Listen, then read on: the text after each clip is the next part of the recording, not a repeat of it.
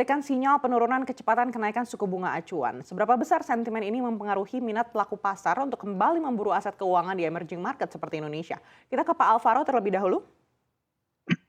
Oke, kemarin seperti yang kita tahu Jerome Powell memang sudah melakukan pernyataan bahwa The Fed merasa perlambatan kenaikan suku bunga memang diperlukan ya. Meskipun begitu, perubahan arah kebijakan moneter atau pivot dari The Fed masih belum terlihat apabila tingkat inflasi masih belum mengalami penurunan yang sustainable, yaitu di kisaran target 2%.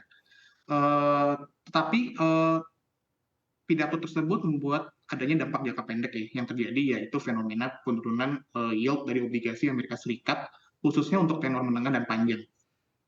Tidak hanya obligasi Amerika Serikat juga sih, beberapa obligasi negara berkembang juga mengalami penurunan yield seperti di beberapa negara ASEAN. Yield Indonesia 10 tahun telah mencapai 6,8%, yield Malaysia juga sebesar 4%, yield Singapura kisaran 2,9 sampai 3%, dan yield Thailand juga 2,6%. Baik, artinya di Sukor Asset Management sendiri sudah langsung merasakan dampaknya terhadap permintaan terhadap SBN di Indonesia ini?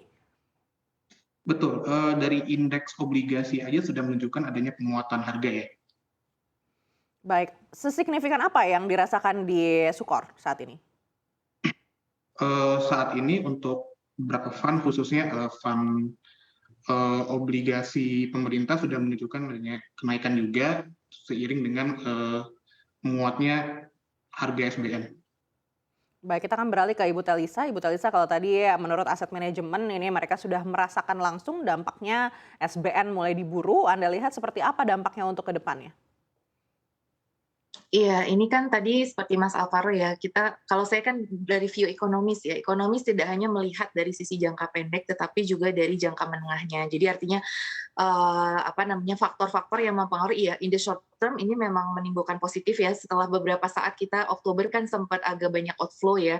Nah, inflow sudah mulai terasa lagi, terus tadi kan rupiah juga sudah menguat gitu ya pasca itu, terus ditambah lagi kemarin tuh tanggal 1 kebetulan kalau Indonesia kan baru rilis data inflasi juga ya. Jadi inflasi kita kan ternyata, apa namanya, menjinak juga ya. Jadi ini memberikan, semangat baru begitu ya, sehingga makanya tadi kenapa rupiah menguat, terus kemudian demand terhadap SDN dari sisi pricing sudah mulai terlihat. Jadi saya melihat bahwa ada rebound ya. Jadi setelah kemarin kan sempat agak shallow pasca dari The Fed yang masih hawkish ya dengan 75 basis poinnya, terus kemudian inflasi kita masih relatif tinggi walaupun sudah melemah, tapi sekarang makin turun lagi, itu 3 bulan berturut-turut sudah kelihatan ada tren turunnya.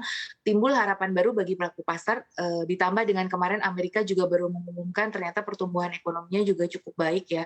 Nah ini juga mengurangi sedikit stres pada flight to quality ya, karena sebelumnya flight to quality-nya sangat besar. Nah jadi memang secara teori ada kalanya setelah ada kekeringan kemudian ada muncul harapan baru itu biasa ya. Jadi memang setelah down banget itu ada periods untuk turning turning backs gitu. Jadi ini memang kelihatan udah ada turning backs apalagi ini jelang akhir tahun. Biasanya kan memang akhir tahun tuh ada sentimen-sentimen positif yang muncul. Nah, ini bersamaan dengan pidato Jerome Powell, kemudian dengan rilis data-data ekonomi baik Indonesia maupun Amerika, ini kelihatan lah ada in the short term ini sentimen-sentimen perbaikan seperti itu. Baik, apakah periode ini adalah periode turning back secara teknikal saja begitu, artinya rebound sementara, tapi apakah ada kemungkinan untuk kembali melanjutkan penguatan di tahun depan?